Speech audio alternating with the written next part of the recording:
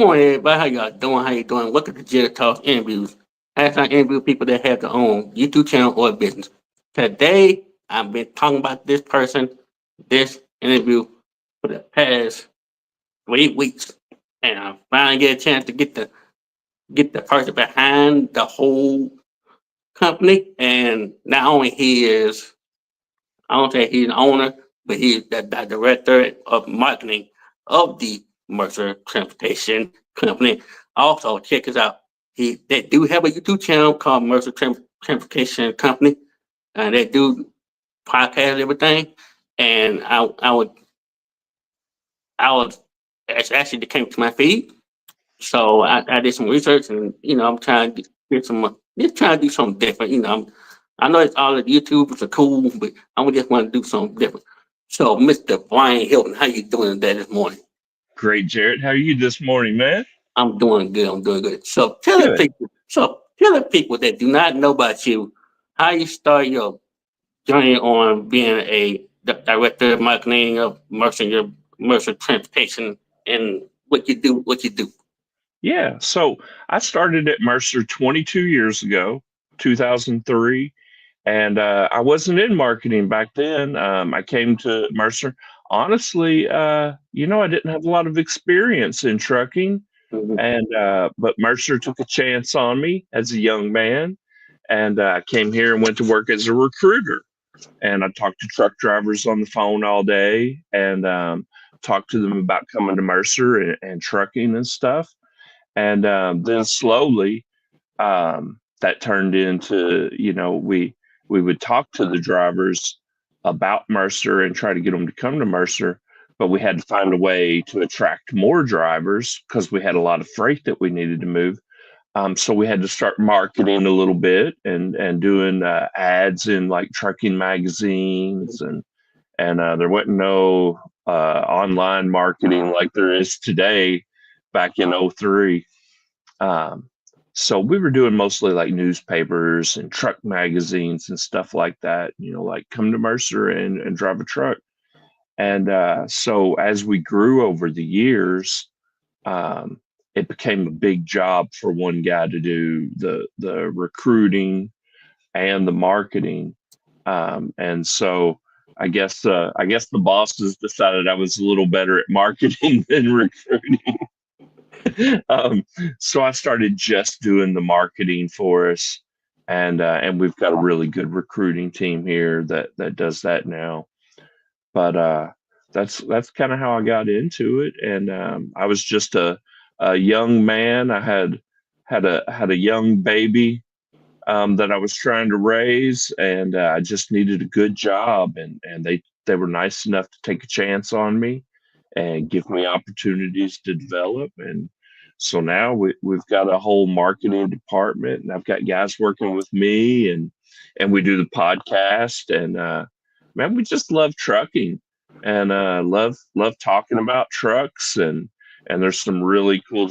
I noticed that you like car shows, Yes, ma'am. Yes, and ma'am. so I'm kind of the same way. I grew up like in old cars. I like the old school stuff, like the Mhm. old Regals and old Cutlass and stuff Oh like yeah. that. Oh yeah. And I'm the same way about old trucks. I like the old Peterbilts and the old Kenworths, the classic ones, the old school stuff. And so we get to go to truck shows and do things like that. And it's just a lot of fun, man. It's trucking's a fun job to be in, and truck drivers are really important to our country. Mhm. They move that freight across the country, um, and we can't do it without these drivers. So I love trucks. I love truck drivers, and love what I do, man. Going. What was Were you a truck driver before you became a the director of marketing? No, I never drove a truck. My dad was a truck driver when I was little. He used to drive a coal truck Mm-hmm. down in eastern Kentucky, down where the coal mines and stuff are. And then later on, after my family moved to Louisville, he went to truck driving school and did all of that stuff. So I was familiar with truck driving, but I'd never done it myself. No. So what you learn from your dad when did you ride with him the whole time, or were you just learn the roots from your dad was doing the Yeah, I just I got to ride with him a couple of times, and back in the day things were a little different. You know, 40 45 years ago, and so he could get away you could get away with a little more back then. So when I was little, sometimes I get to sit on his lap and hold the steering wheel, and he do the shifting and stuff, and just like out on the truck yard where they get the trailers and stuff. And so I got to go to work with him a few times and get to sit in the trucks, and I just always it was really cool because he was in a semi truck then, and you got that you could see in the back, and he wasn't driving over the road, but the truck that he would drive here in town had the sleeper, and I always thought that was so cool. Like, here he's got this truck with this bed in it, and, you could go anywhere, and I thought that was really cool. were you kind of nervous when you get on the truck and try to put the hand on the wheel? Were you nervous when looking at the trucks? Oh yeah, so it's there's so much in. Have you been inside a big truck I before? wish I would try getting one, but I couldn't get on one. I wish I get in one. I would love to get look. I would love to ride in one day. One day. So it's not like a regular car in there. There's a lot of gauges and switches and buttons and things, especially in the new ones today.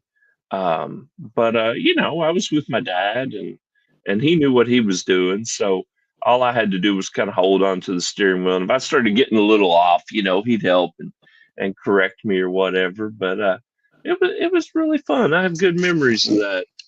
And then, since I got into trucking, I get to go to truck shows all over the country. We have one here in Louisville every spring, Mhm. and man, it's so cool. And if you ever get up to Louisville and you want to check out some trucks, we got them, man. Um, I'll put so make maybe what. someday you can come to the truck show in Louisville. Woo, that'll be a good trip. But growing up, what was your favorite truck? What was your favorite truck growing up? Oh man, um, probably. Have you ever seen the movie Smokey and the Bandit? No, That that truck, don't.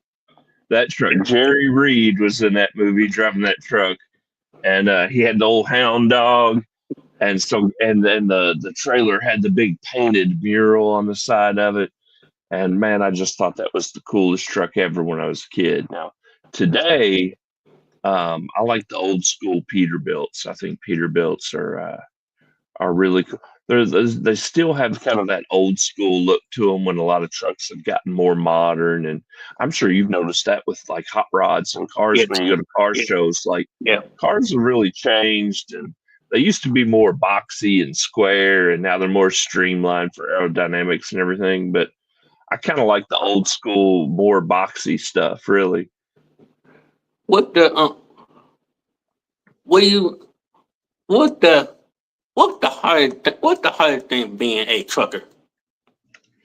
Well, at my company, um, For any I, company, for that matter. I mean, yeah, you're good. What the hardest part being a truck driver? I think I think it's the guys that drive over the road. Mm-hmm. Now, a lot of our guys flatbed, and that's kind of considered the hardest work in trucking, because when you do flatbed, you got to do a lot of load securement, Mm-hmm. lots of big chains and straps and binders that you got to secure that stuff down so it doesn't come off. And that's pretty hard work. That stuff's heavy, and you're out in the cold weather, you're out in the heat. But really, man, I think probably the biggest thing is these guys that drive over the road, sometimes they're out for 2 or 3 weeks at a time. And the work might be physically demanding, but these guys have families, some of them have young kids that play Mm-hmm. sports, and Mm-hmm. they've got school events. And man, sometimes these guys miss those things.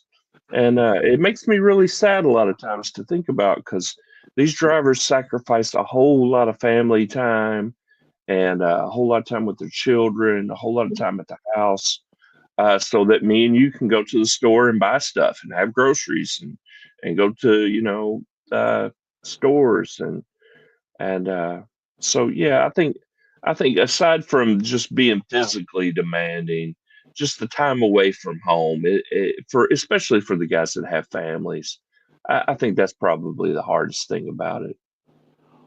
I know I've been watching a lot other truckers, vlogs, everything from Warner to Shriner, all that stuff. But do you tell the driver which load you're gonna pick up, or what? How that would how that Oh, man, that's a really good question because it's different at different companies. So at our company, well, let me start with a lot of trucking companies. They have what we call company drivers, Mhm. which means that like the company buys the truck and then they just hire a driver to come and drive their truck for them. And a lot of situations like that, the company calls that driver up every morning and says, "Hey, Jared, here's what we're doing today. We're going to pick up from this company, and you're going to haul load freight to New York City, and that's what I need you to do today." Mhm. And so at our company, we don't buy the trucks. The drivers buy their own trucks, Ooh. and they come here. So like we can't be too bossy with these guys. They own their own truck, they own their own trailer, so they can go truck wherever they want to go. Um, so what we do is we've got customers and freight, and they've got the trucks. So what we do is they come to work for us, and we just call them up and say, for example, if you were one of our guys, I might call you up in the morning and go, "Hey, Jarrett, I see you're in Louisville this morning. I got 5 different loads. Do any of these sound like something you want to do today?" Mhm. And I'll tell them, where it picks up, where it drops off, how much money it pays, how much miles are on the load. So that way Mhm. he gets an idea for how much money he's going to make. And then he just decides. And if he doesn't want to do anything that day, that's his truck, no problem. You call me when you're ready to load something, and we'll find you a load of freight. So we don't tell our guys what to do. We just offer them loads, Mhm. and then they decide how hard they want to work. They decide how long they want to stay out on the road, when they want to go home. And as long as they're happy and they're making money and their business is doing good, Mhm. then we're happy with the way that they do things. We just ask that they take care of the customers and get that freight delivered on time and follow the rules. Be safe out there on the highway. We got a lot of people's families out there on the road. So they got to be safe. If they're not driving safe, we won't let them stay here. But as long as they're doing a good job like that, man, then we don't care how much they haul. What speaking of hauling, what kind of things do y'all haul on the road day in, day out? So we again we do a lot of flatbed, step deck, open deck, not the big box trailers you see behind the trucks, but the stuff Mhm. that we do a lot of machinery. Um, we do a lot of big heavy things, How many like pounds? Like how many pounds? Like what the uh, heaviest have they hauled? we've got guys that haul over 50,000 pounds on some of the loads. Now those Mhm. are over dimensional, the what we call heavy haul. Um, so yeah, you can have guys that are hauling up to 48,000 pounds pretty regularly. Um, 35 to 40,000 pounds is nothing. They do that all the time. So you're talking about uh, a truck and a trailer that weighs 35,000 pounds, and then they throw another 35, 40,000 pounds on the trailer. So you could have 75, 80,000 pounds moving down the road. So safety is really important in those situations. So if the driver go to a weigh station, I see them a lot on the roads on the Yeah. highway. But when they go to the weigh station and they find that it was over the limit, do they call Uh-huh. y'all and tell them that I'm over the limit? And how that go? They handle it right there. What'll happen is a lot of times, if the guy's too heavy, it usually is something that they can get sorted out either by getting him an extra permit to haul heavy, or sometimes the load just has to be adjusted. It's just overweight by the way it's sitting on the trailer. Mhm. So they might have to call somebody to adjust it. Now, if the guy's just running too heavier than he should, and it's not an accident, then they're going to shut him down on the side of the road. And then you have to figure out a way to repower that load and make sure that it's properly done and permitted.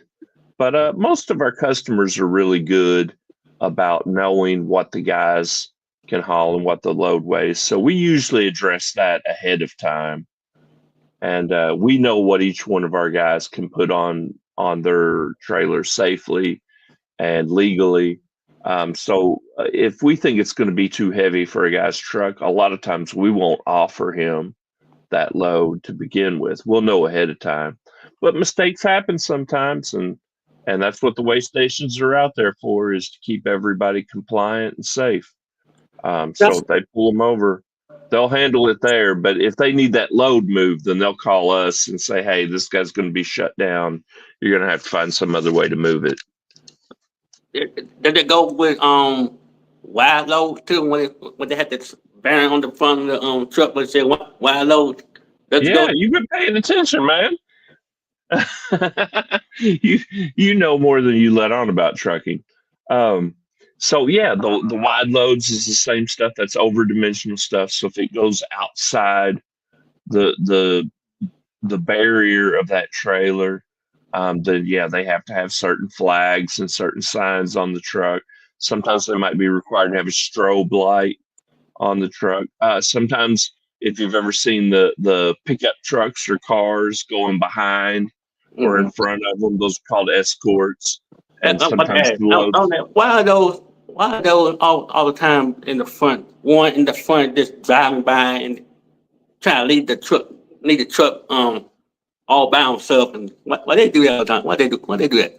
So a couple of reasons. Sometimes, so if it's a wide load, they do that to one, bring attention Mm-hmm. to the truck, but also when a truck's hauling like that, it's easier to have somebody out ahead of them to look for problems that might be coming up in the road, and to give the driver the heads up, that hey, it's going to get a little narrow up here, so they'll kind of change lanes and let the truck, so the truck doesn't have to fight traffic. So the guys in front of them and behind them will kind of switch lanes and then let the truck get into that little slot between them. Mm-hmm. So it helps keep everybody on the road safe. Another reason they would do that, if you have you ever seen the pickup truck in front of the semi that has the pole sticking up? Yeah, They yeah. do that for height.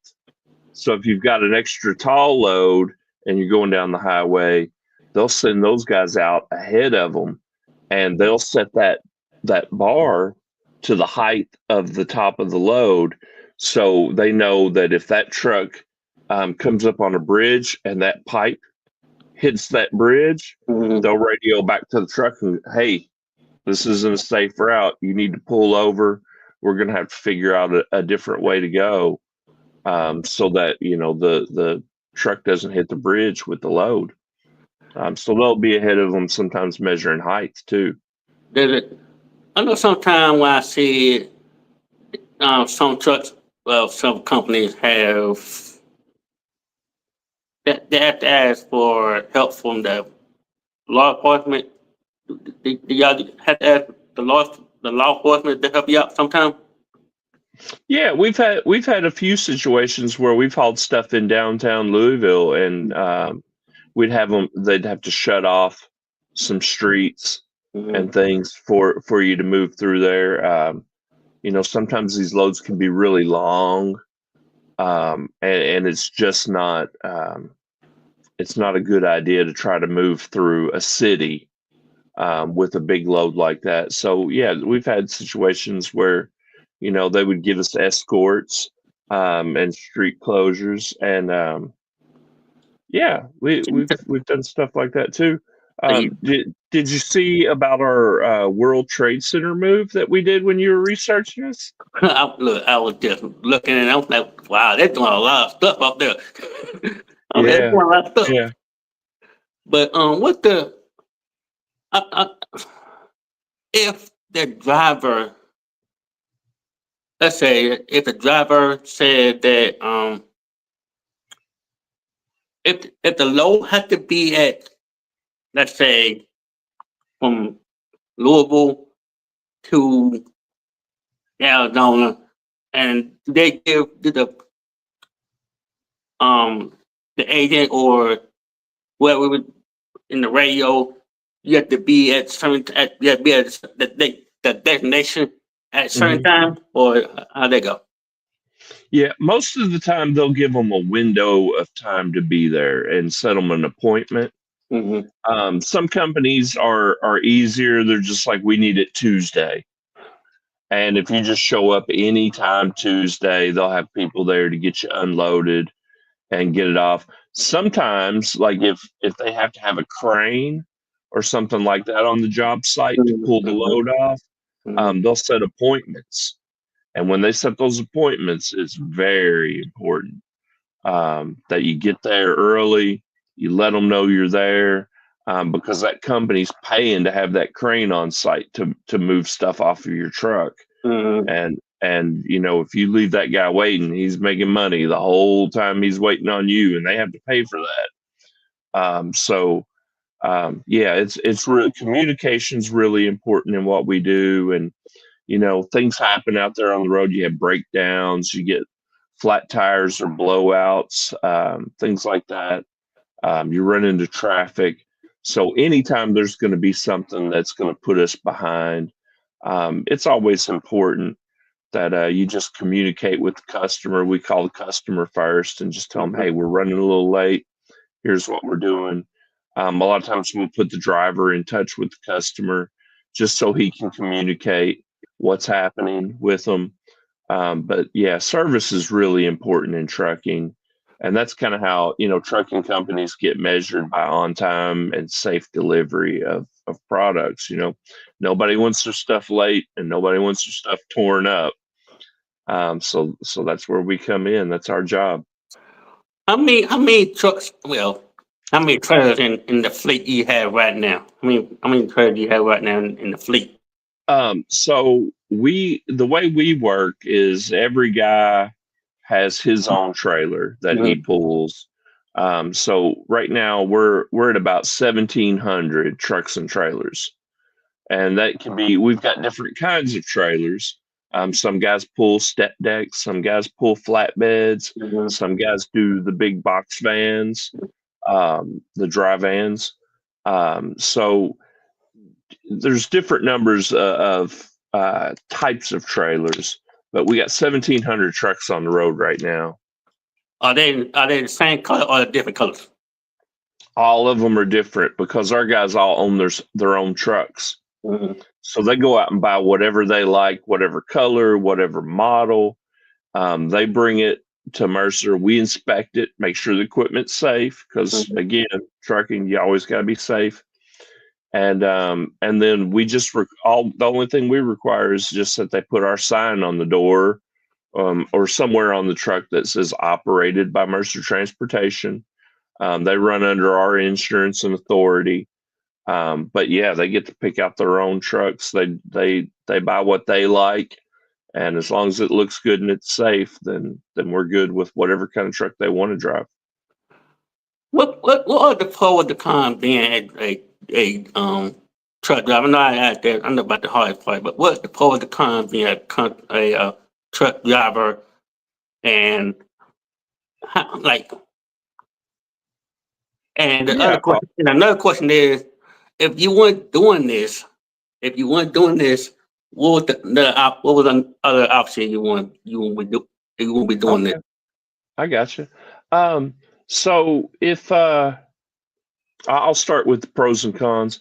I think the pros of being a truck driver, especially if you're an owner operator, especially if you own your own truck and you get to kind of choose what you do, I Mm-hmm. think it's freedom. These guys get to go all over the whole country. They get to pick and choose where they're going and what areas they go to. And I think if you like to travel and you like to see new places, um, even go try different foods, Mm-hmm. see different places. I think trucking really lets you get out and get a certain kind of freedom that you don't get with a lot of jobs. And that's I think the biggest thing about most of the truck drivers I've met is they like being out there and having the freedom to see the country and to just kind of roam and do that. I think the downside is it's long hours. The one of the cons is they do put in a lot of hours. Mm-hmm. And again, for the over the road guys, I think one of the cons is if you have a family, it's hard staying out on the road and missing your family. Um, so I'd say that's one of the cons. Another one of the cons is traffic. I mean, I'm just in a car every day, and I don't drive nearly as much as these guys do. Mm-hmm. But man, I don't like sitting in traffic. Did you miss? So You miss? Let's I'm put it sure this way. they're more used to it. Let's put it this way. Do you miss being do you miss being in the trucks? Uh, Be honest. Do you miss well, being a truck driver?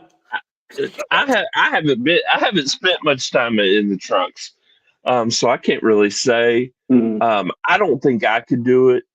Um, I think that for me, I kind of like I'm more of one of those kind of stable people. I like to do the same things every day. I Mm-hmm. like my routine. I like my little local restaurants that I go to, and I like where I have lunch. So I don't know if something different every single day would be as much fun for me. So yeah, I'm more of an office guy. But if I wasn't doing this and I could do anything I wanted to, I guess my dream when I was a kid was always to be a musician. So if I could play music, I really like playing in orchestras and like big concert bands. I really like doing that kind of stuff, and just never got the opportunity as I grew up to do it for a living. But I always like doing it for fun. So I'd probably be a musician. What let's put that one. What was your favorite? If you in the musician, what kind of instrument you would you would be playing? Percussion. Okay. Um, Okay. I like playing drums, just like drum set, and I like doing that. Like for like a rock band or a pop band or something like that. Um, I like listening to rock music and I like listening to hip hop music. A little bit of bluegrass because I'm from Kentucky and you're supposed to like it, but not a whole lot of bluegrass. But when I play music, what I really liked, and this is gonna sound kind of nerdy, but I really like orchestra and concert band music and Mhm. being in the percussion section where you got all kinds of different percussion instruments and cymbals and drums and xylophones and bells and all of that stuff. I really enjoy doing that. I like reading sheet music. So as nerdy as it sounds, if I was a musician, I wouldn't want to be like a rock star. I'd want to go like play in like the Louisville Orchestra and play like classical music and stuff like that. Okay. Okay. What the? I know what on that Mercer. I know at most companies, but at Mercer, do you have a you tell the drivers what time they had to get up and earn them in the morning, or do they have that own schedule of what come to work Yeah. and The only thing that we have is pickup times and delivery times. So if the customer has, scheduled pickups, you have to be here by 10 a.m., mm, then we want that guy there by 10 a.m. If the customer has a drop off by 2 p.m., we want that guy there by 2 p.m. But however he achieves that is up to him. He kind of gets to make his own hours. So, some guys like to drive all night and sleep in the morning, and they like to drive, when the traffic's not so bad. Some guys like to get up first thing in the morning mm, and head out at 5 a.m. and they drive during the day and they like to sleep at night. So we're okay with either. We let the guys set their own schedules as long as we're taking care mhm. of our customers and our customers are happy, then we're happy. Okay, so so if the customer said to y'all that I want, like, let's say one of small machinery, like let's say today, if if the customer said I want this driver to deliver wherever it is from today to, I don't know, next week, I say next Tuesday, do they tell you first, or do they tell the driver first? They tell us first. That way, when we go to talk to the driver, we were talking earlier about offering them different loads and they can choose which ones they want. Mm, So we find out first what the load is. So then when the driver calls us, we can give him all the information he needs to know if that's a load that he wants to do. So we tell him how much it's going to pay him. We tell them when it needs to pick up and when it needs to deliver. We tell them how many miles it's going to be. And that way he can decide if that's going to be something that he's able to do. He can decide if that's going to be something that's going to pay enough money for him to want to do it. And different guys like doing different things. And, we've got guys that love driving to New York City. And we've got guys that absolutely will not go to New York City no matter how much you beg them. They're not going. No amount of money is getting me to drive a truck to New York City. So it's different for everybody. And that's what makes trucking so special is it's made up of a lot of different people from a lot of walks of life. And it's kind of one of those jobs that you can really it's very diverse. You see a lot of different kinds of people and different people who do different things. So we just offer the freight, tell him everything we can about that load, and he decides if that's something that he wants to do. So when all said done, and I know I've seen people drive all around the world. Um, I'm I'm put you in this in the seat. I'm not. I know you're not a driver or Uh-oh. anything, but if you're in the seat and someone give you a load to whatever, like let's say from Louisville to California, will you take it? Would I Like, take it? yeah, will you Heck take yeah, it? Like man. to LA or San Diego, something like that. Will you take it? Yeah, the traffic's going to be terrible, but when you get out there, um, but yeah, I'd do that. I like the West Coast. Um, you get a lot of miles. Miles are good in trucking. Um, and the I think for me, if I was in the seat, my preference would be to do that long haul stuff where I load one day, but then I might drive for 3 or 4 days without Mhm. ever having to get out and reload or unload. You just double check your load, make sure it's still secure every day before you travel on it. You make periodic stops along the way. But yeah, I'd be one of those guys I think that would want to go on the bigger, longer trips than like I don't think I'd be one of those guys that want to like leave Louisville and deliver in Indianapolis tomorrow morning and You then want have to to do find another load. I think I'd be one of those because I want loads that'd be like 2 or 3 days, 4 days to deliver. you want to do the local loads, or Are you good where you at now? You want to do local loads if you would in the trucks? Yeah, I don't think I like the local stuff. I'd want to get out there on the highway, man. Look, what the purpose of the pre-trip before you start getting on the road? What's the pre-trip? Tell me about the pre-trip. I see this a lot, but give me more information about the pre-trip before you get on the road. How they do You that? talking about that the drivers do? Yes, yes. Yeah, man. You're kind of a sleeper, Jarrett. I didn't know you knew this much about. I mean, you really know a lot about this. So pre-trip is basically a safety inspection Mm-hmm. that guys do before they start out every morning. So you might have loaded that load of freight yesterday, Mm-hmm. drove all day. You go to the truck stop, get your shower, eat some dinner, go to sleep. So when you get up in the morning, before you ever go out, before you ever turn 1 mile on that truck, your job starts with that pre-trip.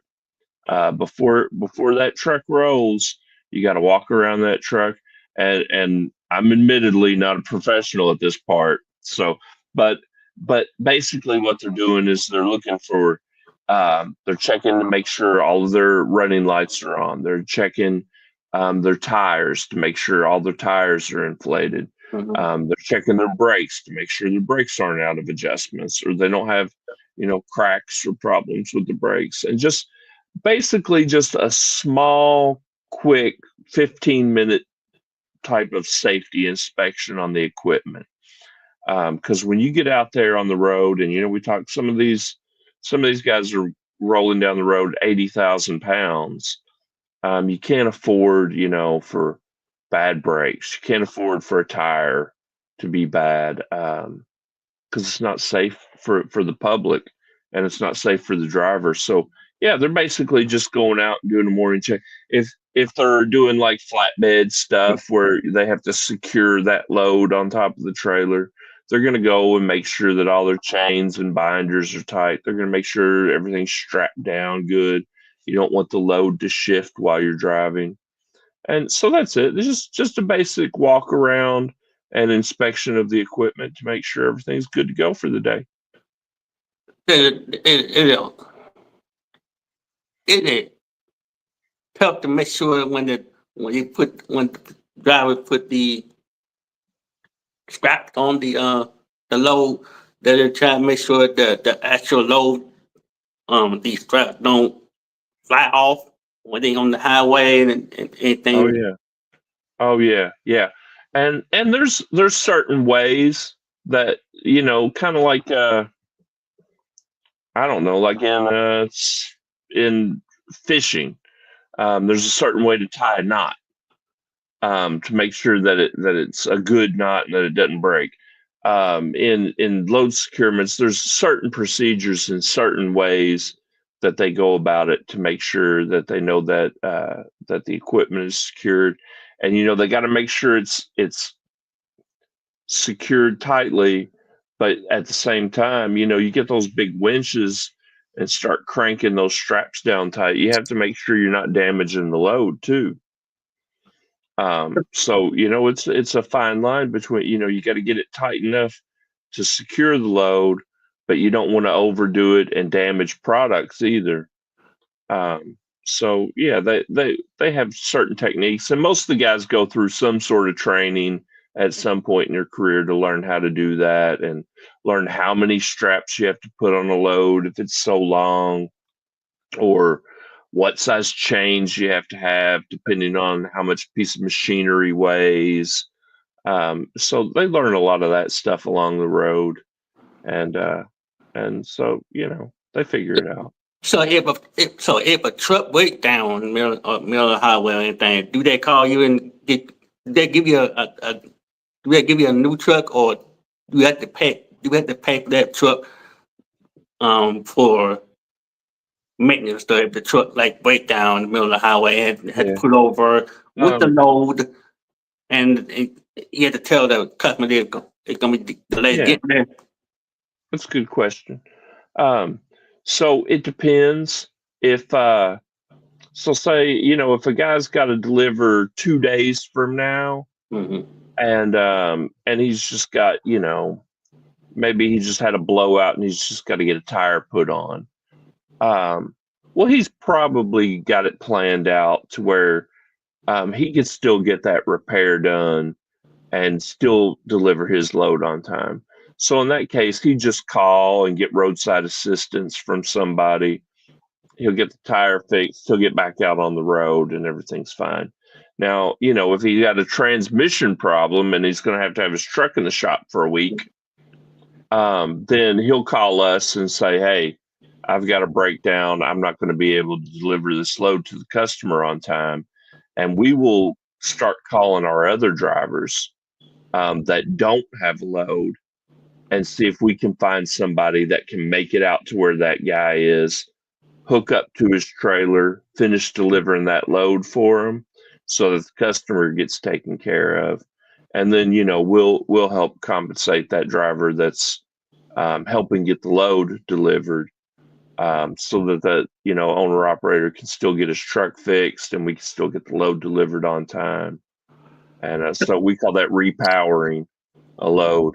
So sometimes when they break down with the load on, we'll have to repower it. In that case, he'll call us and say, "Hey, here's my situation. Can you guys help me?" And we'll find the driver to get out there and help him. So what? Now, I mean, well, that's a good question. Good answer. I'm talking about not the outside tire. I'm talking about the inside. Let the inside tire, with the inside tire blows out. How they get the inside tire out? Not only try to get the. Oh, they pull them both off. They have to pull the outside off first, and then the inside. Um, So how they so find yeah. how they know if the tire blows out in the middle of the highway and you hear it. How they find that out? They hear that noise. Well, sometimes they hear. Have you ever heard a truck tire blowout? It sounds like a cannon, and then you know how the tire gets caught on it. So a lot of times they'll either hear it or feel the vibration, but they might be in there. They're going down the road at 70 miles an hour. You got all the wind noise. They might be listening to. They might be listening to Jarrett talks on YouTube, so they got the radio turned up, listening to that, and so they're listening to your podcast, so they don't hear it. But man, you'll start to feel the difference when that tire starts doing that thing that it does before it comes loose. They'll feel that. Sometimes other truck, they won't even know, and they're just driving down the road with the tire blown out, and another trucker will radio them and say, "Hey man, you got a bad tire on there. You need to get over." So y'all do y'all have like cameras in the trucks and see what Yeah. y'all? Okay.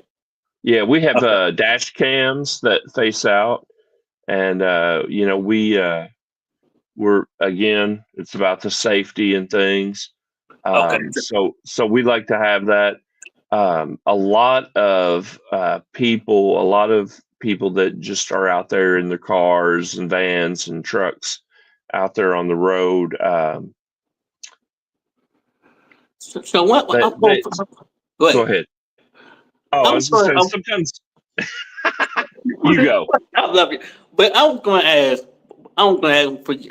I'm sorry, but I've seen people when they run out of hours, and they literally have to get off the road, like complete off the road, out of sight. Why they do that? Mhm. Like literally, why they do that? Can they literally get there if they run out of hours? So the hours of service are really important, and that's heavily, heavily regulated Mm-hmm. by the U.S. Department of Transportation and the Federal Motor Carrier Safety Administration, Mm-hmm. FMCSA. So drivers are only allowed to drive so long per day, and they have to take rest spots. So when they run out of hours, they Mm-hmm. have to pull over somewhere and they have to rest. And the reason that that's so strict is because fatigue driving, guys falling asleep, trying to push and push and push, is one of the biggest reasons for accidents for over the road drivers. So fatigue driving is very important that we don't have that happen. And so they regulate the hours, and some drivers will argue that the hours aren't fair, but the goal is to keep them safe and to keep them rested, and to not try to push too much. But I mean, you ever been on a 5-6 hour road trip in the car with somebody, and you're just like, by the end of the day, you're just, man, I was just sitting in the car and I'm exhausted. These guys drive 10 hours. 10 hours straight? Wait a minute, 10 hours straight? Well, they take breaks, but they have a 10-hour work day. They have 10 hours that they can drive, a 10-hour window. And, that's exhausting. So, there's good reasons that they have those hours of service and try to keep it regulated. And it's all about keeping the drivers safe out there on the road. So they tell you that I'm going to take a break, or do they do it on the laptop or whatever they have in the truck? Do they, So it used to be they just call and let us know, hey, I'm shutting down. I'm not going to be running. These days, all the guys have electronic logs in the cab. So they're hooked up to a computer, and it automatically, they just press a button that they're down for the night. The computer has GPS, so it keeps track of when the truck's moving or not, so they can't lie about it. Now, I'm not saying guys would lie back in the old days when they were just doing it on paper, but some of them might have been lying a little bit to get a few extra hours every once in a while back in the old days of trucking. But today, almost all of these guys are on electronic logs, and it's a lot easier to keep up. So when a guy gets tired and he's ready to shut down for the night, he just shuts it down for the night. And then the next day, he'll just call us and check in and say, hey, this is where I'm at this morning, and everything's fine. And we call that a check call. And that's just our way of checking in with each one of our drivers every day to make sure that he's safe, he's healthy, and that everything's going smooth, and we're still planning on delivering on time. how long can a truck be? How long can a truck be out off the road? How long can it be out before they get back on the roads? So you talking about as far as the hours of service? Yeah. Yeah.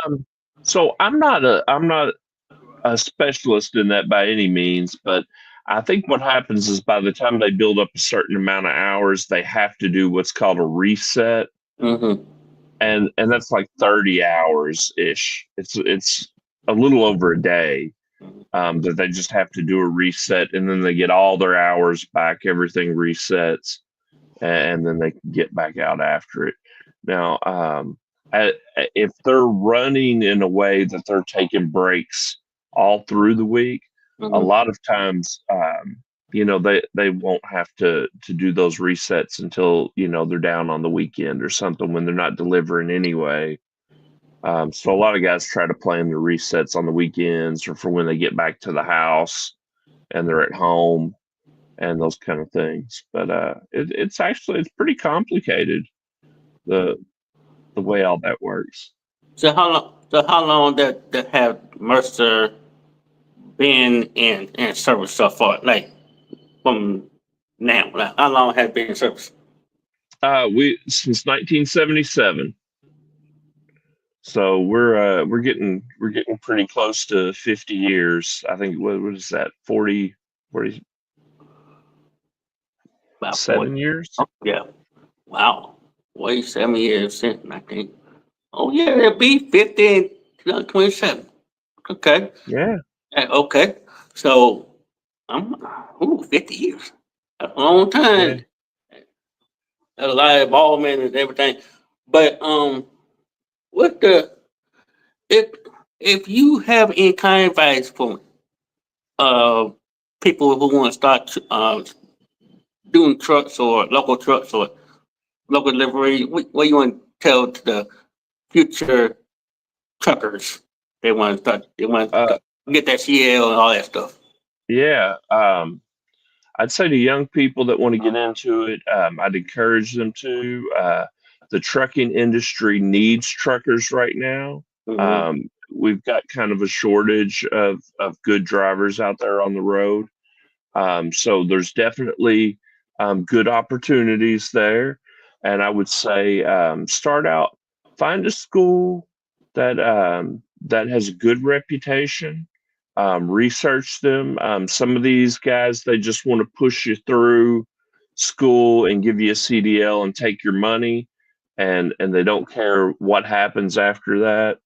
I would say invest in a school that cares about teaching you right, teaching you how to be safe, how to be a good operator, how to keep the public safe out there on the road, through defensive driving, and get a good background so you can be safe and well educated on how to truck safely and get the job done, and just get after it. Trucking is a very, very rewarding business, but it's tough too. So I'd say make sure it's something you got to like hard work, you got to like being out there on the road. But if you do like those things, man, what a great industry to be in. Okay, but I'm bring it down. When you were growing up, you ever see a truck go by and try to get them, try to get them attention to do the hunt, What the do you mean horn, when I honk? was little? I still do that, man. I still do it today. I so I'm down here in downtown Louisville, and our drivers come in and out of our headquarters all the time. Mhm. So like I'll be walking from one building to another and see one of our guys just I'm in downtown Louisville and I'm out there Mhm. just Yeah.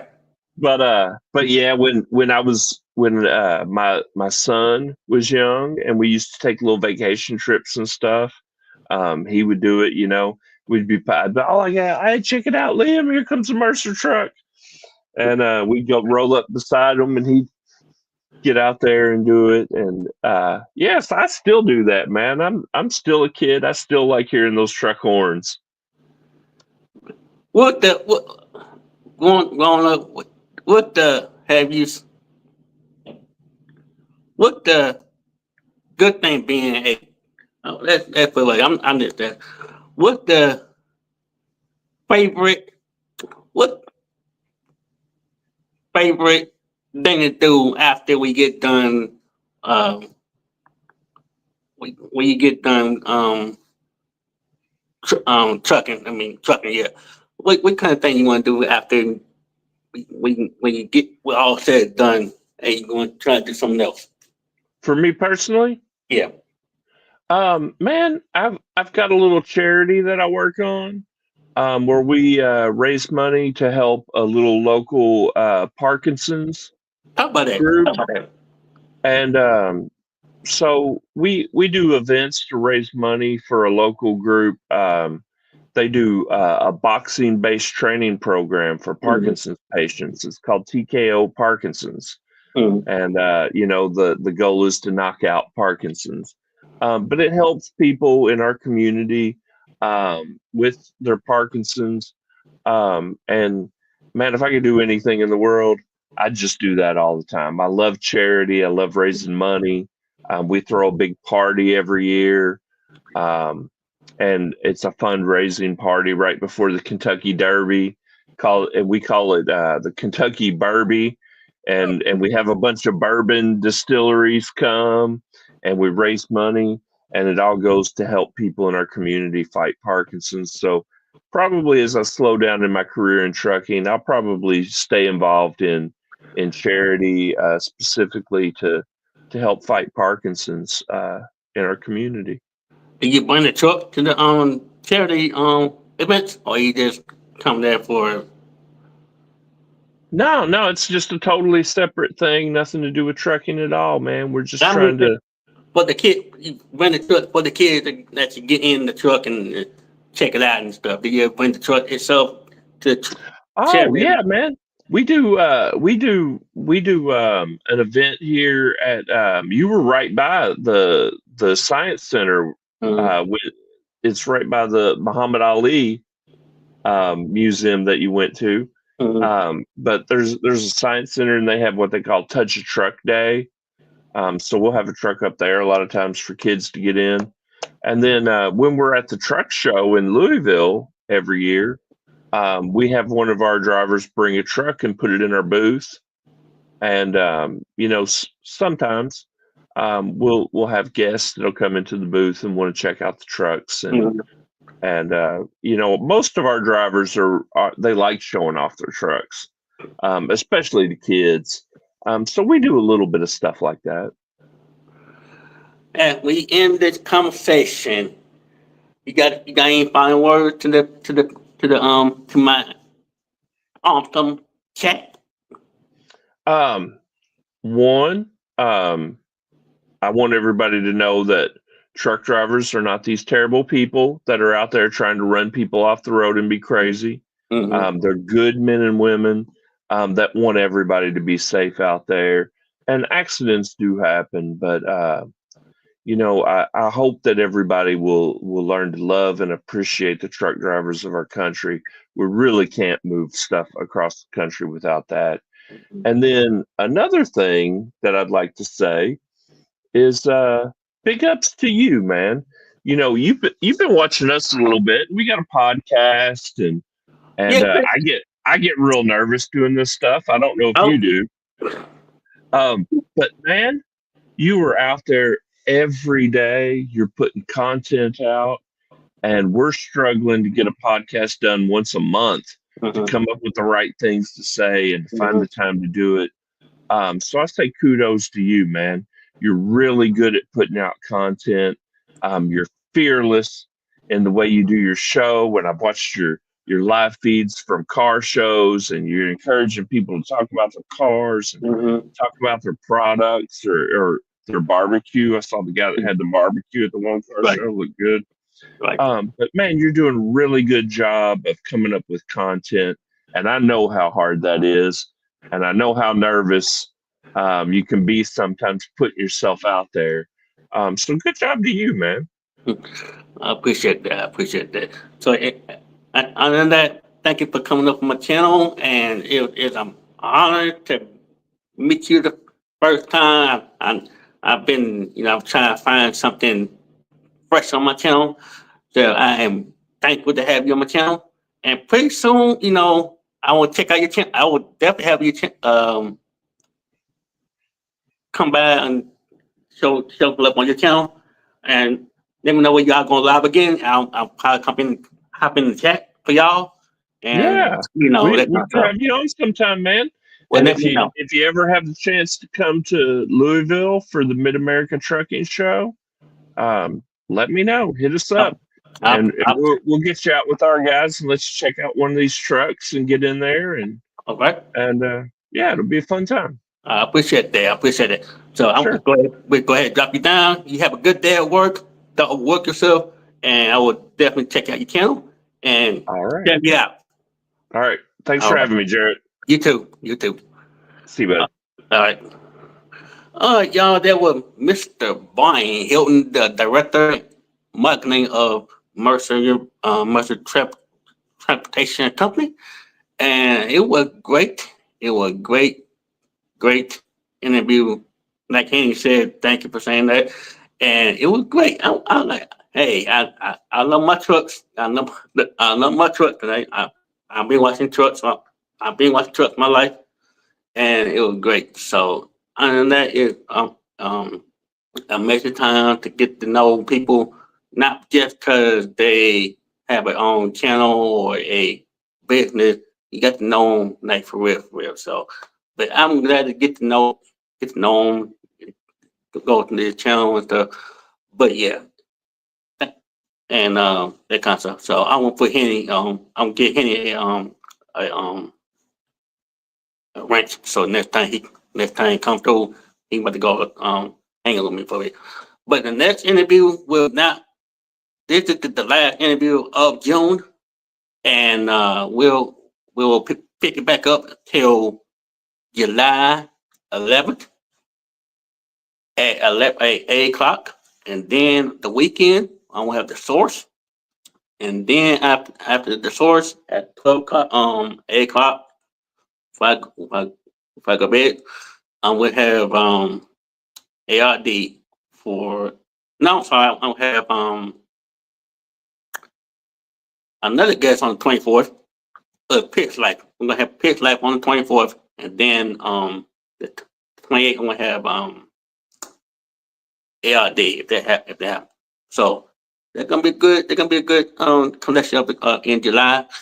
But I'll you see me the next time you see me, you will see me on this channel on July 11th. All right. I want y'all to have a good week, have a good time, and I'll see y'all on July 11th on this channel. And hopefully, hopefully tomorrow on the big channel. Please come through on this big channel and everything. And make sure you like, share, subscribe, all that good stuff. Share this live out and everything. And they get this 300, get the big channel to 2,500, and I would love to have that.